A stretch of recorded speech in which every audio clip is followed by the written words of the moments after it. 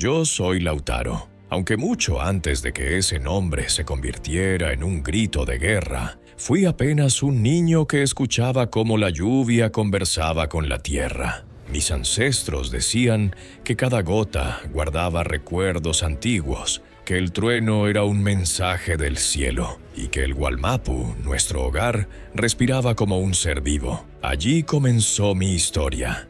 Bienvenido a Guerreros del Tiempo, donde los relatos se alzan como acero encendido y las leyendas caminan con nosotros. Suscríbete y sé parte de un legado que nunca se apaga.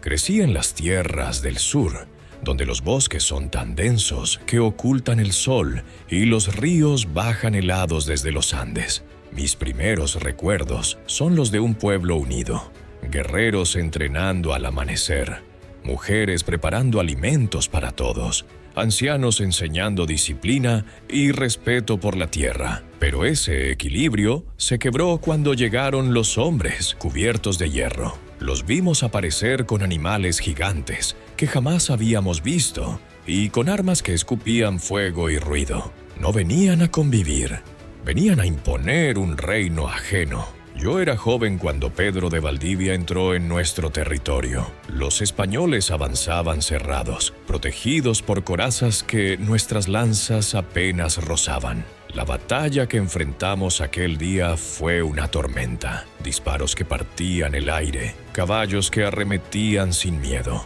el olor a pólvora mezclado con la tierra recién abierta por la sangre. Intenté cubrir la retirada de los más jóvenes, pero un golpe me tiró al suelo. Sentí el cuero de una bota hundirse en mi espalda y una soga apretándose en mis muñecas. Había sido capturado. Nos llevaron como animales hasta el campamento español. Allí, frente a Valdivia, recibí un nombre que no era mío, Felipillo. Para ellos, borrar nuestro nombre era borrar nuestra identidad. Desde ese momento, fui obligado a servirle. Pero mientras recibía órdenes, mientras cargaba armas, mientras observaba sus reuniones, algo crecía en mí.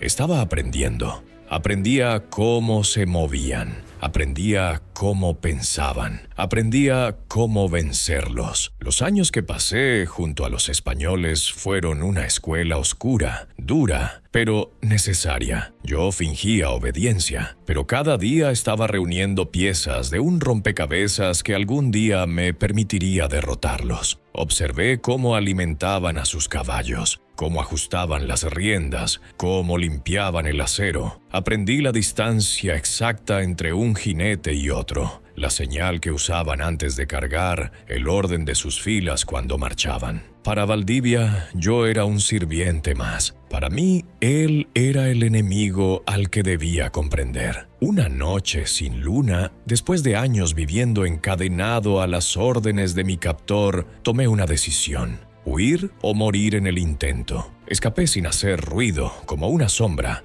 cruzando bosques y ríos helados. El hambre me arañaba el estómago, el cansancio quemaba mis piernas, pero mi corazón seguía firme. Debía volver con los míos. Cuando finalmente llegué a mi tierra, sentí un golpe más duro que cualquier castigo español. El Wallmapu estaba herido. Aldeas quemadas, familias dispersas, niños sin padres, guerreros sin armas, pero algo seguía intacto: la voluntad del pueblo mapuche. Los ancianos se reunieron para escucharme. Colo Colo, sabio como el viento antiguo, permaneció atento a cada palabra. Caupolicán, un gigante de espíritu indomable, se acercó para preguntarme: ¿cómo pelean los españoles? Le dije la verdad: no son dioses, no son invencibles, tienen miedo, fallan, sangran. Y esa verdad encendió el corazón de todos. Fue entonces cuando comprendimos que el miedo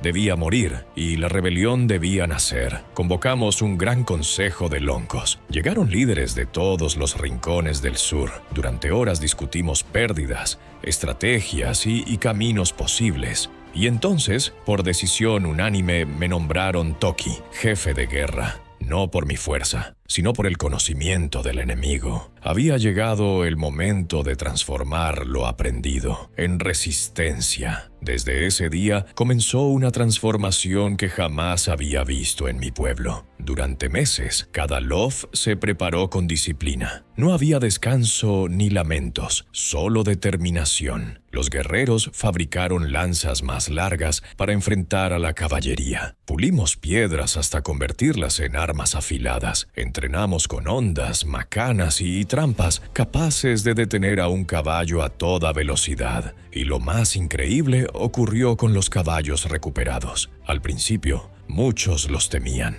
En nuestra cultura jamás habíamos montado algo parecido, pero poco a poco comenzamos a dominarlos. Los convertimos en aliados, en energía, en velocidad pura. No éramos solo guerreros a pie, nos convertimos en jinetes capaces de moverse entre bosques, quebradas y pantanos sin perder el ritmo. Mientras tanto, las mujeres trabajaban sin descanso, preparaban alimentos, afilaban armas, curaban heridas y mantenían la paz dentro del campamento. Los ancianos compartían su sabiduría para interpretar el clima, leer la tierra y anticipar movimientos enemigos. Los jóvenes recorrían largas distancias como mensajeros, llevando información de lof en lof. Por primera vez en mucho tiempo, no éramos grupos aislados, éramos un ejército unido por un propósito común. Caupolicán se convirtió en un faro de fuerza. Entrenaba levantando troncos gigantescos, demostrando que el cuerpo humano podía romper cualquier límite. Su determinación contagiaba a todos. A medida que se acercaba la guerra, cada guerrero comprendió que no lucharía por sí mismo,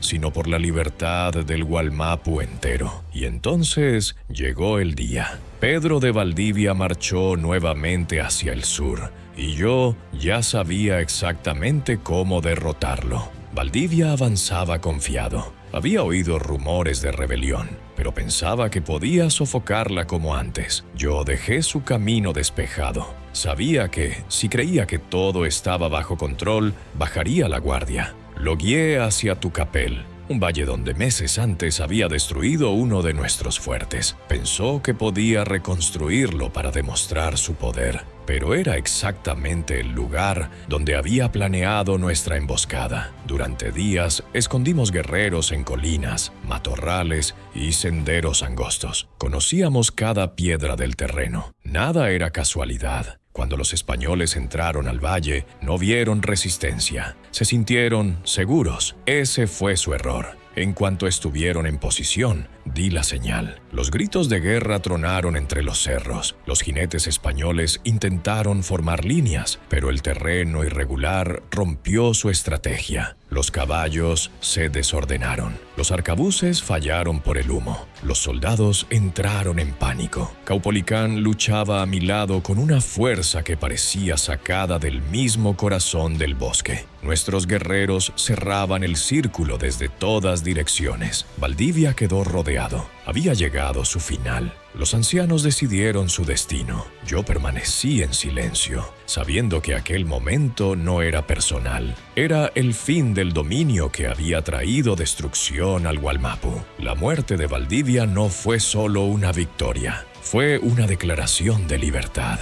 Tras su caída, los fuertes españoles comenzaron a desmoronarse uno por uno. Rutas cortadas, guarniciones aisladas, soldados sin moral. El sur había despertado. Con cada victoria, la rebelión se expandía, pero también lo hacía el peligro.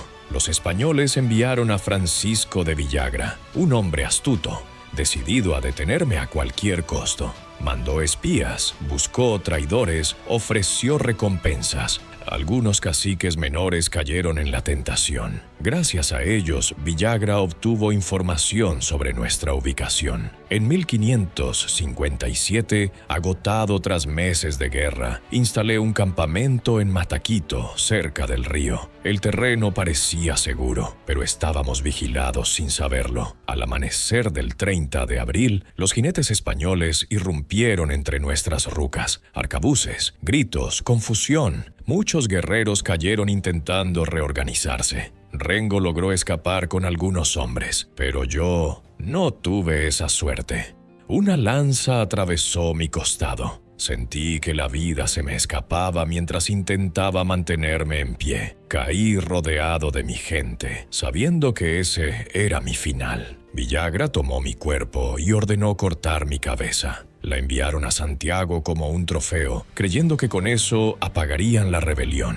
Pero no entendieron nada. Puedes matar a un hombre, pero no puedes matar una idea. Mi muerte no detuvo la lucha. Caupolicán tomó el mando y siguió enfrentando a los españoles. Galvarino se lanzó a la guerra sin manos, convertido en símbolo de coraje extremo. Rengo y Pelantaru mantuvieron viva la resistencia por años. Durante siglos, el Biobío marcó una frontera que ningún conquistador pudo cruzar sin pagar un precio absurdo. Hoy, mi nombre y el de mis hermanos viven no por gloria, sino porque defendimos nuestra tierra con todo lo que fuimos. Yo, Lautaro, fui prisionero, aprendiz, guerrero y toqui. Pero sobre todo, fui parte de un pueblo que jamás aceptó arrodillarse.